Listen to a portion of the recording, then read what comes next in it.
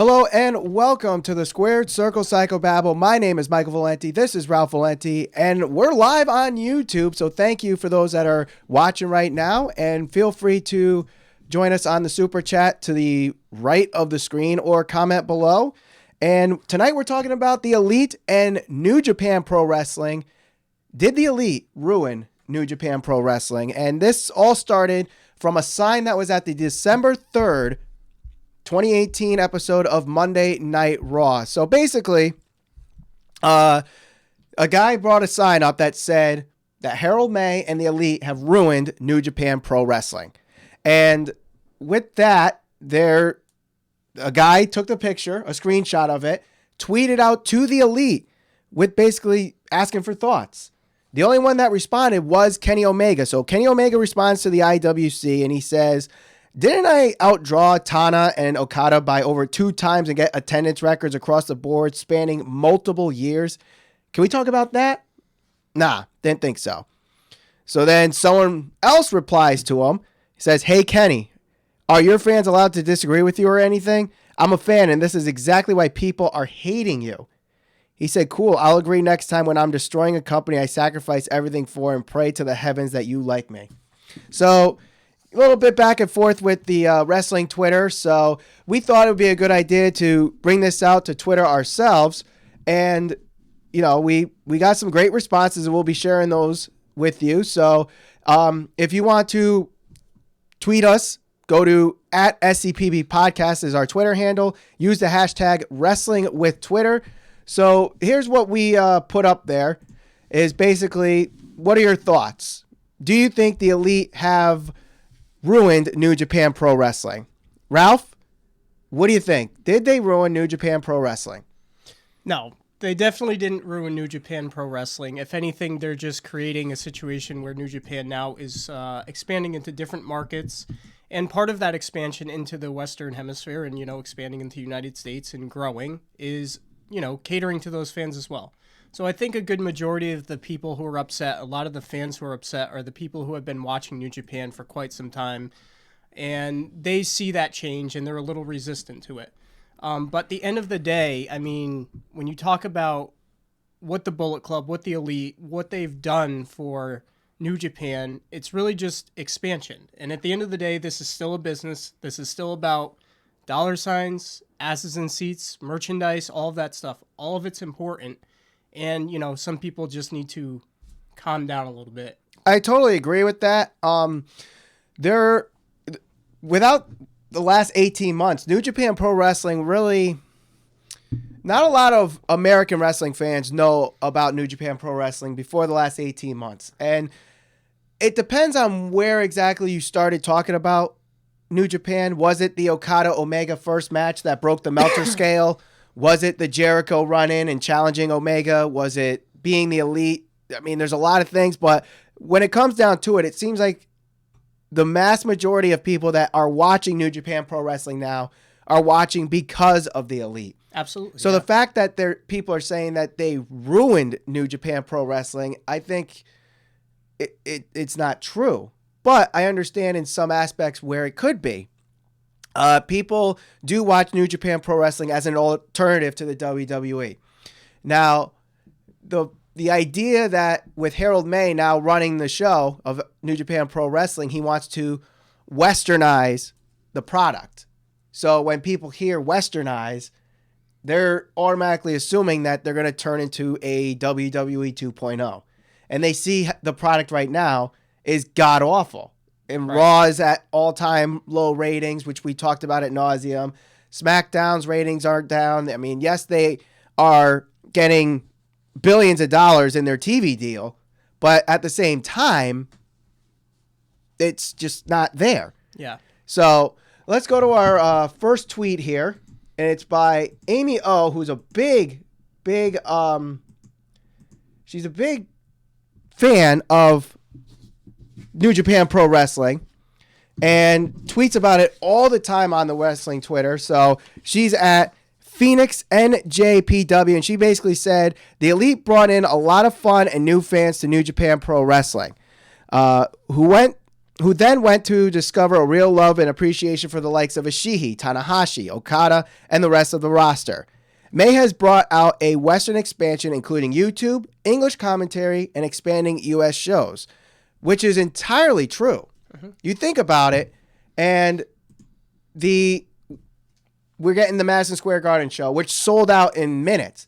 Yes, they're sharing the bill with Ring of Honor, but let's be honest. New Japan Pro Wrestling sold out that show. You saw Okada on All In. Yeah, having an additional market to kind of cater to, or additional fans that are now attracted to your product, is good for everybody on the entire roster. Reason being is, if you can attract, if you can become popular with outside of Japan, right? So that means they'll be making more money. That eventually can mean they'll be signing bigger names. Eventually, who knows? They can draw some of the guys from WWE. And that will help kind of bring credibility to New Japan. Not that it doesn't have credibility right now, but, you look at some of the guys, maybe like a Kevin Owens, a Finn Balor, some of those guys that you would probably consider to be underutilized within the WWE. Having New Japan in a position where now they're more popular, you bring in some of those guys, and like I said, I understand why some people will be a little resistant to that, because New Japan's going through a little bit of a change because of the popularity, but it's not a bad thing at the end of the day. No, it's not. And always what ends up happening, you bring up guys that are underutilized on WWE. What's the first thing they say they should do? They should go to New Japan. Dolph Ziggler should go to New Japan. Right. Kevin Owens should go to New Japan. AJ Styles should go back to New Japan. Finn Balor should go back. Exactly. So the fact that people keep talking about New Japan Pro Wrestling, and the fact that WWE indirectly mentions New Japan Pro Wrestling in their programming, obviously something's working. So the fact that people are saying it's ruined doesn't make much sense to me. Let's go to our next tweet here. This is from Courtney Winters at Villainess Havoc. And she said, I think that it boils down to this. We already had the purists disliking the Elite as it was, and now we have an influx of fans from the other places with a lot of baggage. I think she's referring to the WWE universe. And now those voices are getting louder because of it. We should all be grateful to the Elite for bringing more. Totally agree. Yep. We got All In, as we mentioned already. We're most likely getting All Elite Wrestling, as the Jacksons have basically flat out said that it's happening at Ring of Honor Final Battle, which one thing that the Bucks are really good at, they are really good at teasing and being cryptic. Yes. In their promos and what they do at being the Elite. They never show their hand. They give you just enough to keep you kind of in the loop and coming back for more. That's what they've done continuously on their YouTube channel. That's what they did here. They didn't come out and say, hey, check us out, we're creating our own wrestling organization. But they did make subtle suggestions. They did say they were going to be back in New York. So we'll see. Yeah. But it's certainly interesting. I mean, they said they'll be back in New York City, but at what capacity? You have the Ring of Honor New Japan show the night before WrestleMania. You have TakeOver that Friday. Yep. Could they be in the front row of NXT and they're swerving everybody? Could the Ring of Honor New Japan show be Double or Nothing? And they announced that on January 1st. It's interesting because recently Cody has been saying, throughout this whole time, they're saying that the Elite are going to stick together. The Elite are going to stick together. And but now off from that now. They have, and it's more of a best case scenario. So, what does that mean? Does that mean that Kenny is staying in New Japan and the rest are doing All Elite Wrestling? Does that mean the Bucks are doing All Elite Wrestling and Cody's going back to WWE? Does that mean Marty's not going? Because obviously, in being the Elite, they're kind of teasing the fact that he might not be going because of his New Year's Day party. Mm-hmm. And last night on the Final Battle Fallout at Ring of Honor, he introduced a new stable. So it kind of makes no sense to start a new stable if you're going to be leaving in 3 months. Yeah. So of those guys, I think Marty Scurll is the only one that's has contractual obligations through parts of 2019 with Ring of Honor, as far as I understand. With Ring of Honor, yes, right. But Omega is signed till February 2019 with New Japan. So those that keep saying he's going to show up at the Rumble, he can't. He's not contractually obligated. And if he has a 90-day clause, if he has a 90-day no-compete clause, he's not even going to be there for WrestleMania. If if he goes to WWE, which, trust me, he does not want to go. I don't think he wants to go. I don't think they should. No. The Bucks, I think, should eventually. But if they're going to do this all elite wrestling thing, let them test the waters with that first before they go about and do WWE. I think, in the end, I think a lot of those guys don't even want to be in the ring in WWE. I think what they want in the end is they want to go to the Performance Center, train, and be part of the creative in that aspect.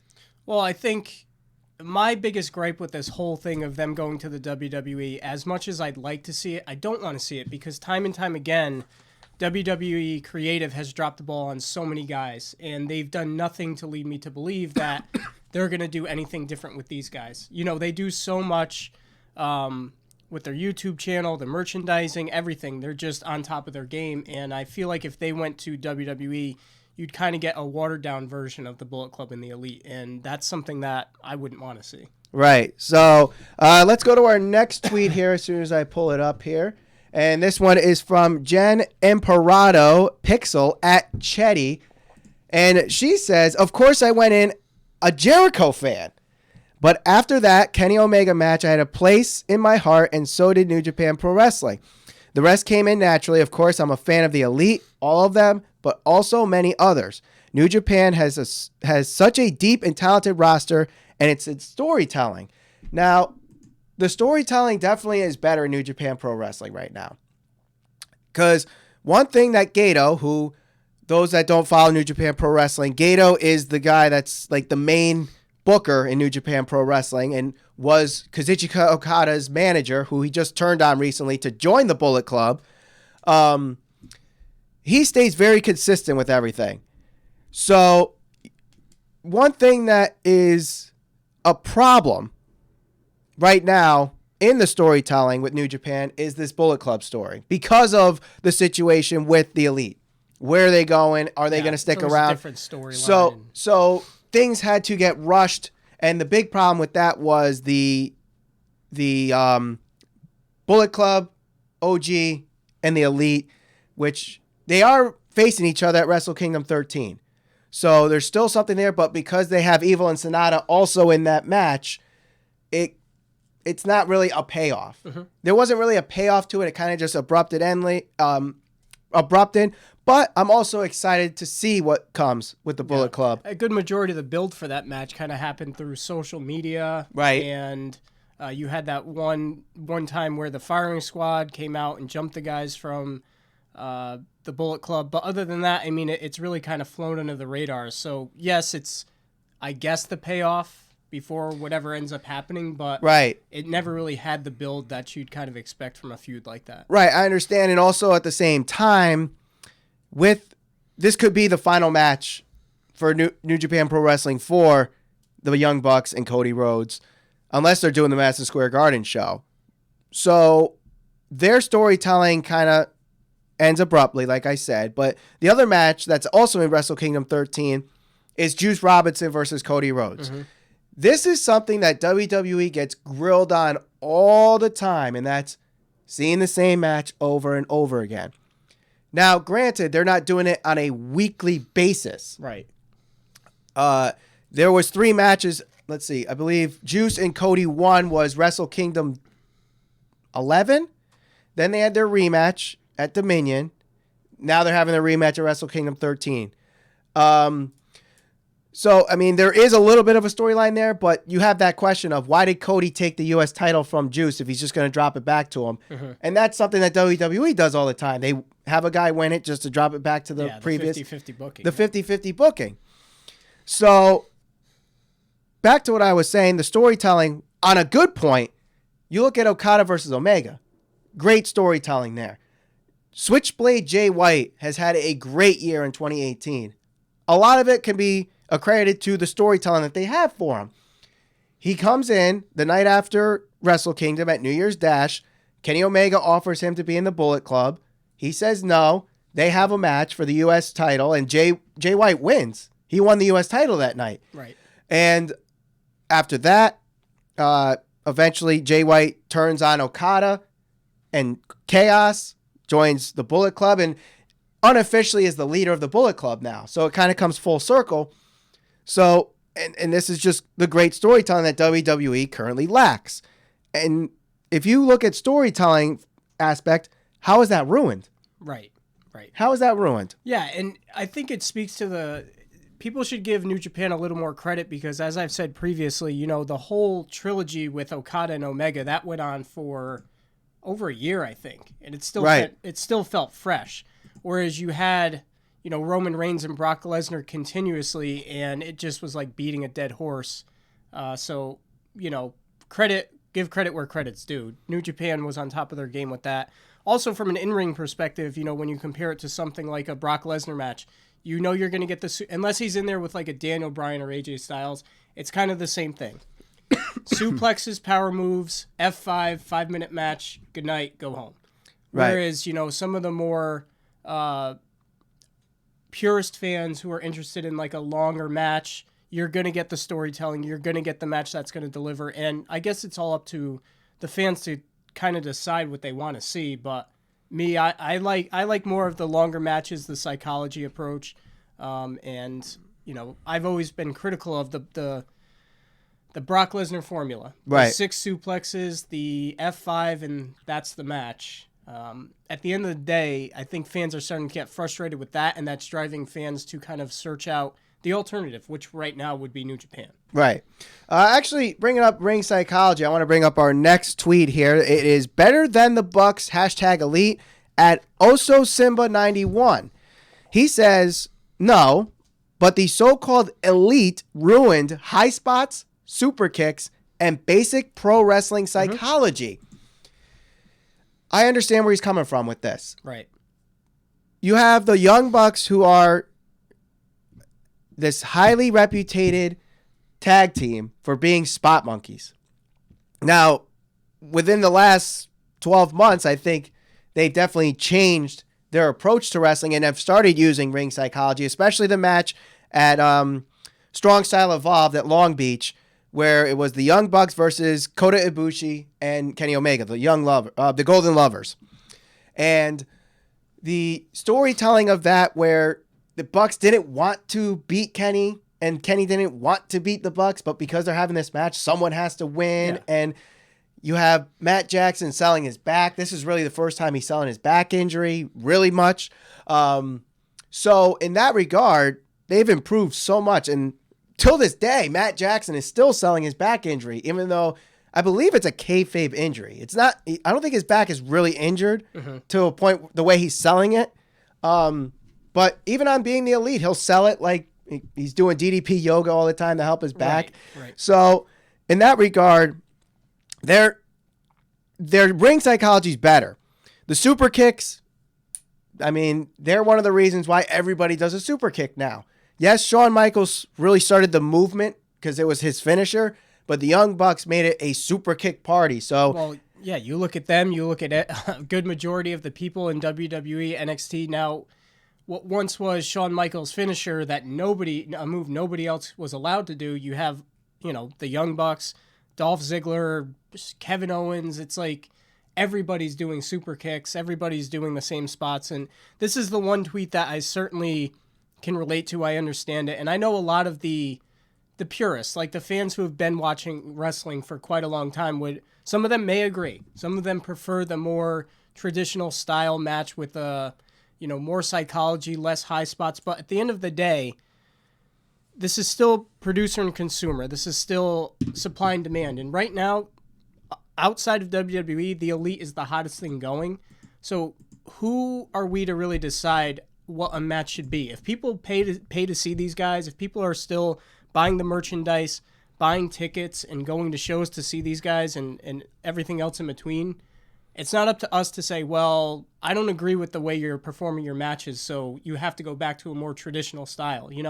I get it. Like some of the former wrestlers will point this out on their podcasts, and they'll say, oh, well, I just don't like the style. There's too many high spots. There's this and that. But at the end of the day, if they're selling tickets and it's working, well, it just might be the evolution of what people are now wanting to see in a wrestling ring. Right. And that's not sports entertainment. That's their style of wrestling. Right, I understand, but personally, I'm the type of wrestling fan, and we talked about this on a previous episode where we were talking about what makes a great wrestling match. I rather see the storytelling, the in-ring psychology, than 450 frog splashes and Spanish flies and apron spots and stuff like that. To me, it's just I get the aspect of risk and danger is the reason why these people like the match. But at the same time, it's just, we're just doing it to do it. Yeah. There's no reason to do it. And that, to me, that bothers me a lot. Mm-hmm. There's guys like Will Ospreay and Marty Scurll. Let's look at that. Speaking of apron spots, the Spanish fly they tried doing on the apron and landed on his head. Like, do you need to risk your life trying to almost becoming paralyzed on an apron spot? Right. And there's always going to be a fine line. And I think one of the things that ends up happening is when you go to and I've said this before, when you go to the well one too many times, it becomes ineffective. Right. And right now you see a lot of, okay, well, the guy performs his finisher and they kick out. And at the end of the day, you're kind of exposing the business. And it's like, okay, well, if they're going to kick out of finishers, what's the point of it? People will stop reacting. It will stop making things feel special. Exactly. So another comparison is like the Hell in the Cell. You never saw anybody get thrown off a Hell in the Cell or jump off the Hell in the Cell after Mick Foley. Well, then Shane McMahon did it. So now people kind of become conditioned to that. People see a super kick in every match. So who's going to believe that's actually going to be a finisher? Right. And that doesn't help the business at the end of the day. I think it hurts it. So, I definitely understand where this tweet is coming from with that. I just want to bring up, I'm looking at the super chat right now, and I find it comical here. Courtney Summers, I believe, is also Courtney Winters on Twitter. Hello, Miss Winters. Hello, and she says, New Japan is Game of Thrones, WWE is Nickelodeon. Good comparison. Not Nickelodeon back in the day, because that was awesome, But you were also a kid back in the day. Nickelodeon targets kids. Still compelling TV back then. Yeah. What was I don't watch Nickelodeon anymore. No, neither do I, but because they don't air Rugrats and Doug and Ren and Stimpy. Actually, they do on Teen Nick. Salute your shorts. Great show. But back to what we were saying. So I get what she's saying. Game of Thrones targets more of a adult audience, whereas Nickelodeon targets kids. And that's WWE's fault right now, is that they're targeting kids. New Japan is targeting adults. Well, I also think it kind of speaks to, like, if you compare it to that, right? Game of Thrones is a popular television show, right? People are into that. Right now, WWE just doesn't feel fresh. It doesn't feel cool. Like, I feel like if you tell people, I watch WWE, it just kind of like scoff at it. But if you talk to people... Isn't that fake? Exactly, right? We have people all the time who kind of talk poorly of WWE, but I was just at the gas station before this. I was telling you, I went and got a coffee. A guy was complimenting on me on the Bullet Club shirt that I had on. Last year, I went to California, and I had on another Bullet Club shirt. And almost all the parks I went to at Disney, I had somebody come up to me and talk about, the Elite, too sweet, this and that. That's their home. That's their hometown. Right. Southern California. I mean, it just goes to show you, like, that's what people are interested right now. That's the hot thing in the wrestling industry. Right. All right. Our next tweet here comes from El Comediante, and he's at DX1. He says, I think the Elite ruined Bullet Club, but not New Japan Pro Wrestling. We talked about it already, so if you're just joining us on the live stream, I basically said, the ending to the split of BCOG and the Elite kind of got rushed, and we're having this triple threat match kind of as the payoff at Wrestle Kingdom 13. LIJ versus the Tongans versus the Young Bucks. Gorillas of Destiny, I should say, not the Tongans. But I don't think it ruined New Japan Pro Wrestling, especially with Jay White involved. I really love Jay White, and I think he's going to have a very promising career if he stays healthy, which I think he will. But he's a great promo. He's decent in the ring now and can only get better. So that's someone that Triple H, I think, is going to have an eye on in the next couple of years. We'll see. One of the things I would say about that is I think it's just, again, it's kind of goes to what you prefer. The Bullet Club has evolved. It's had certain members in it, so it's gone through changes. It's had Finn Balor, Prince Devitt as its leader. It's had AJ Styles, and now you have Kenny Omega. And I think Kenny Omega and the group of guys that are in it right now certainly have taken it to new levels. I think that's undoubtable. The other two guys, AJ Styles going on to WWE, amazing success. Finn Balor, great success, probably underutilized. But at the end of the day, the group that they have right now is the most popular version of the Bullet Club, I would say. Right. So I don't know. Do I think they ruined it? No, I certainly don't think so. But it just goes to, which version of Bullet Club do you prefer? Well, the other thing too is which version of the Bullet Club do you know? True. See, in New Japan, the ones that have been watching ever since Bullet Club started with Prince Devitt and Carl Anderson, they were always badasses, kind of like how Tama Tonga is. But with the Elite, they're more showmanship and comedy. Fun-loving kind of thing. And it wasn't exactly what Bullet Club's all about. So if you watch or know the Bullet Club for the Young Bucks and Kenny Omega and Hangman and Cody, then the new Bullet Club is not good, in your opinion, I think. And those that saw the original Bullet Club and see how it is today, I think they're going back to that original Bullet Club, and I think it actually improves it. So it depends on what you think of it. So let's go to our next tweet here, and it kind of ties into this. It is Mike McGuire at McGuire_Mike. He said, though to be fair, the BCOG Elite storyline could have been handled better, but the issues regarding the Elite's contract status and their futures come next year has complicated things. Plus, Meij, that's Harold Meij, the guy that runs New Japan Pro Wrestling now, ham-fisted crackdown on fan-generated content was ill-advised. So I think since Harold Meij has taken the reins at New Japan Pro Wrestling, he's kind of tried to dumb down the promos. And not necessarily dumb down, but like clean them up a little bit. So not so many F-bombs and swearing in their promos and stuff like that. Make it really TV friendly in a way. Now, kind of contradicts when Chris Jericho is... Yeah, I was going to say, I just saw an interview with Chris Jericho over the weekend, and he was using some pretty colorful language, right, to say the least. And in the press conference with Tetsuya Naito. Yeah, yep. So, Jericho could do whatever he wants, I think. Exactly. Jericho is at that position where if he goes back to WWE, Vince says, all right, do what you got to do. If he's in New Japan, because people know him and he's a draw. This past week, I've seen so much on social media involving Chris Jericho being called the GOAT, the greatest of all time, because he's the one that actually brought it up in wrestling, at least. Can you actually make the argument that he is the greatest of all time?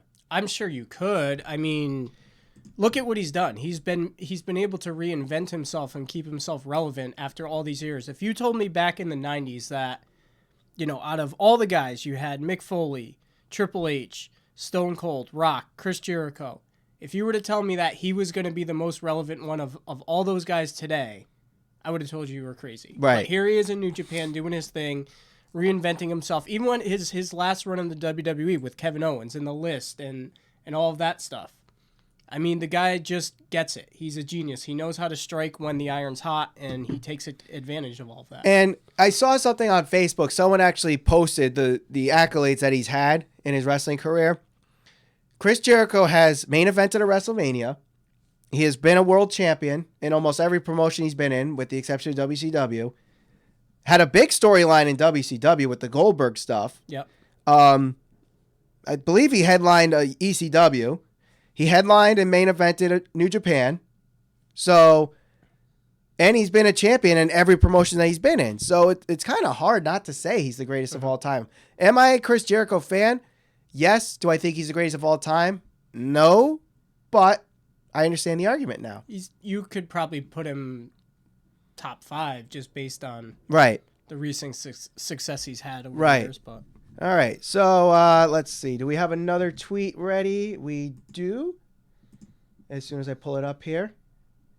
And this one is from Oliver Reading Glasses at Sam DeWorst 3. Anyone that decides that a bit of bad storytelling and a bit of bad booking has ruined New Japan Pro Wrestling, but still goes to a WWE event is insane. Apparently, wrestling fans have infinite patience with the evil blood money company, but no patience with the one that has good wrestling. So, of course, they're bringing up the Crown Jewel controversy. Yep. They're bringing up the bad booking with WWE and the fact that although we complain week after week after week, people are still watching. They still have over 2 million viewers. Yes, their ratings are dropping, but it's going from like 2.3 to 2.1. Yeah. Well, Vince is a genius in the sense that regardless of what ends up happening, there'll still be enough people watching, and there's more than enough guaranteed money coming in where they'll be okay. Right. But I do, and that being said, I do feel like people are losing their patience with the product, and that's why we're going to see what Vince has to say on Monday night. He's going to supposedly shake things up, but I'm not going to hold my breath for that one. All right. It's going to be interesting, and we're going to have an episode on the YouTube channel and on our podcast providers later this week about Vince McMahon and his shakeup with WWE. At this point, New Japan Pro Wrestling, it's at an all-time high in subscriptions. It's at an all-time high in relevance. It's at an all-time high in Western expansion, whatever you want. It's in all-time highs in everything. And then you got guys like Dave Meltzer that are rating almost every match in New Japan Pro Wrestling 5 stars. What does New Japan have to do to kind of keep their foot on the gas and make it so that they could be a competition to WWE? Because right now, I don't think they are. No, they're the number 2. They're the alternative, but I stress it's a distant alternative. Is the product better? I think so, but again, I've said this before. There's not a weekly show that people are gonna watch. Like there's Monday Night Raw every week. There's SmackDown every week. That's 5 hours right there of content that they have to produce. New Japan is in a good position because it hurts them and it helps them because it's kind of like they don't have a risk of exposing themselves where if they have to produce a show every single week, that's additional content that they have to provide every single week as opposed to, okay, well, here's Omega and Okada and there's something up on YouTube and there's this and that to promote it, but it's limited. So you go and watch the match and that's it. If they want to compete with the WWE, which I don't know if they can at this point, they're going to probably need a weekly show. They sort of do with Access TV. Yeah. To those that don't have Access TV on your cable provider, I think only AT&T and DirecTV have it. Yeah. So Access TV they'll take the show and split them up into 3 or 4 blocks, depending on how long the show is, and do hour-long blocks.